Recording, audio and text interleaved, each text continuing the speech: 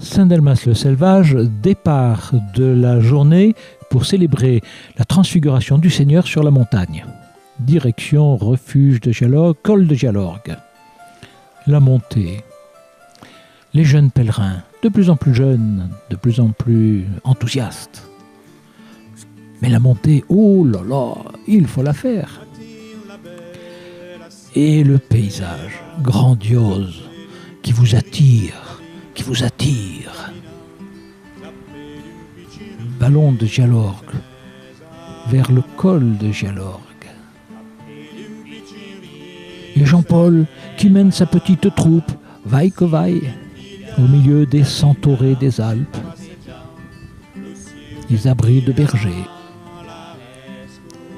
et le vallon dans toute sa beauté.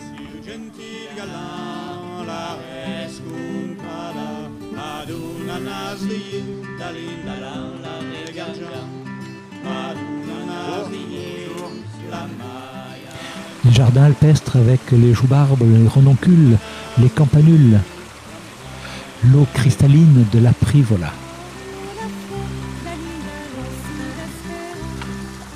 Les mollets des athlètes de Dieu.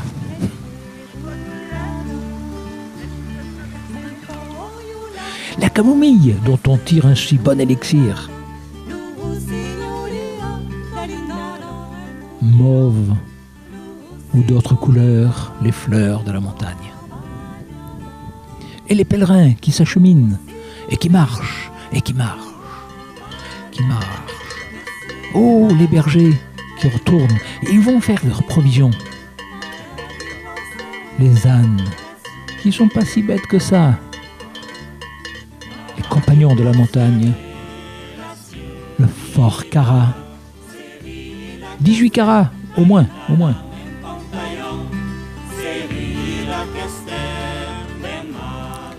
La pente s'adoucit, on arrive aux marigots, les marigots des Siagnes, avec leurs fleurs blanches et l'inaigrette, des beautés, des blancheurs.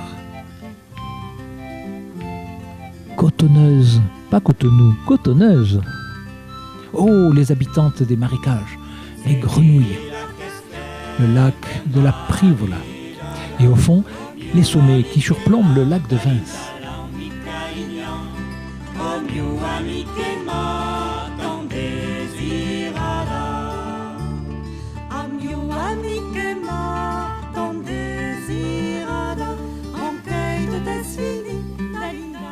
Les lins des Alpes, les lins des prés. Le rocher du pigeon. Le pigeon, c'est pas celui qui monte, c'est celui qui s'envole. Les chardons, les carlines.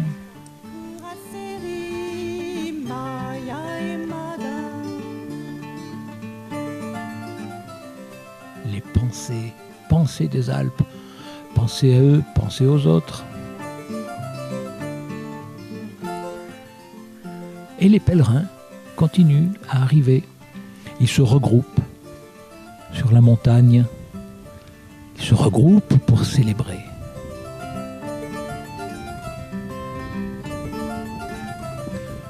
Enfin le col.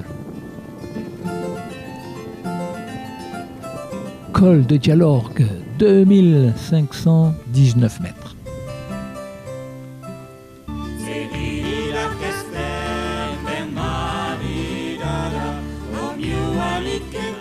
Les myosotis. Et voilà le grand cirque. Il semble vide. Non, regardez les pèlerins qui arrivent, qui se regroupent. Admirez la beauté du ciel qui se mire dans le grand lac. Le lac de l'Estrope.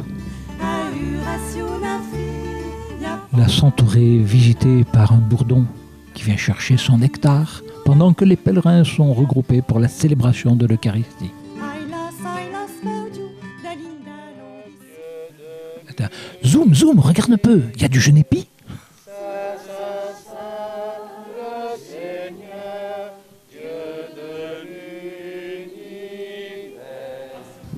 Celui-ci est mon fils bien-aimé. En lui, j'ai mis tout mon amour. Cette voix venant du ciel Nous l'avons entendu nous-mêmes quand nous étions avec lui sur la montagne sainte. Et ainsi se confirme pour nous la parole des prophètes. Une chose qu'au Seigneur je demande, la seule que je cherche, c'est d'habiter la maison du Seigneur tous les jours de ma vie. Jésus prit avec lui Pierre, Jean et Jacques, et il alla sur la montagne pour prier. Pendant qu'il priait, son visage apparut tout autre. Ses vêtements devinrent d'une blancheur éclatante. Et deux hommes s'entretenaient avec lui. C'étaient Moïse et Élie, apparus dans la gloire. Ils parlaient de son départ qui allait se réaliser à Jérusalem. La transfiguration, nous la fêtons donc aujourd'hui sur la montagne, pas sur le Tabor, mais sur cette montagne que nous avons choisie. Que s'est-il passé ce jour-là sur cette montagne? Sur la montagne de Judée, qu'est-il arrivé? Une transparence, très sûrement, un éclair. Qu'est-il arrivé pour quelques-uns, puisqu'ils n'étaient pas nombreux? Pierre, Jacques et Jean, 3 disciples et 3 seuls disciples. Jésus vient d'annoncer à l'ensemble de ses disciples, juste avant, et sa mort et sa passion. Sa mort, sa souffrance, la fin comme étant inéluctable pour lui, implacable et incontournable.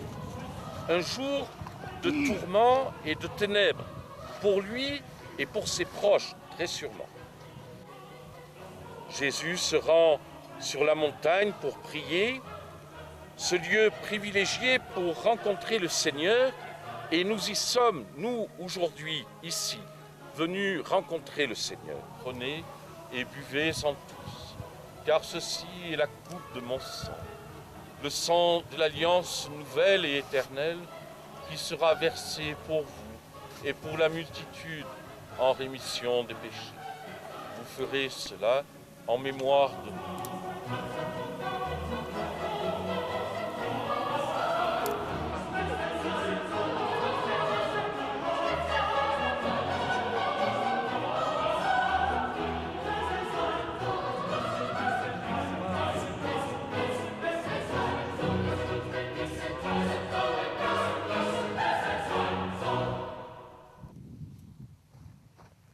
Par vie avec lui et en lui, à toi, Dieu le Père Tout-Puissant, dans l'unité du Saint-Esprit, tout honneur et toute gloire, pour les siècles des siècles.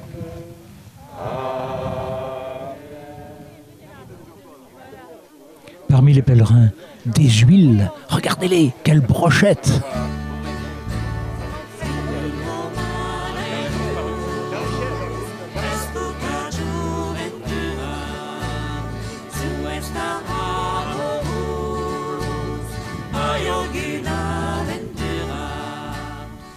Dernier regard sur le lac de l'Estraupe. Les pèlerins se regroupent. Ils se regroupent par zone d'origine. La vallée de l'Ubaye, j'osiais pas vous le dire.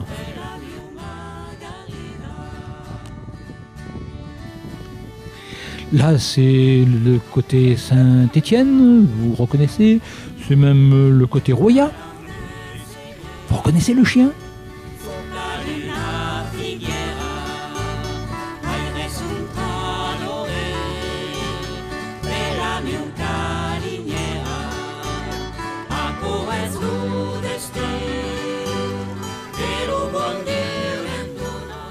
Ce qui compte, c'est de manger ensemble, c'est de se connaître, c'est de se reconnaître, c'est de se ressourcer.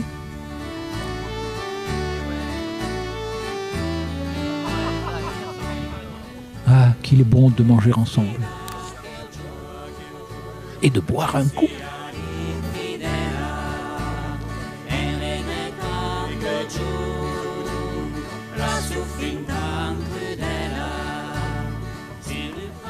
On reconnaît les participants des RGCF, vous savez, les randonnées gastronomiques et culturelles familiales.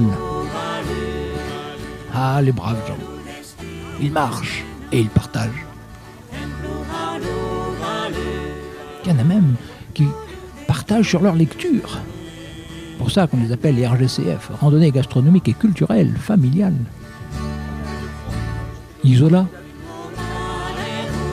dans leur coin. Et le retour.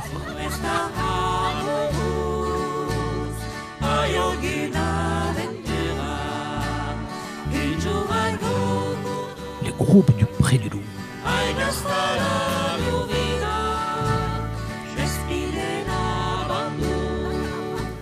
Le chemin du retour.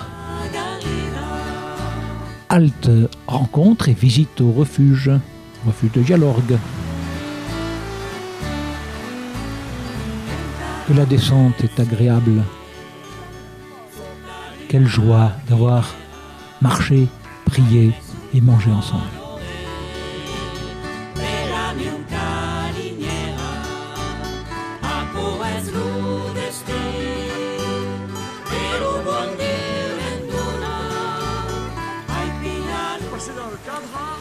Ah non, pas dans le cadre, parce que...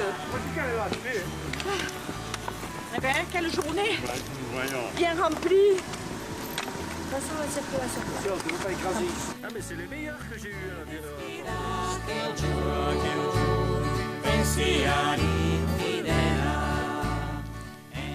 Allez, rendez-vous à la prochaine. La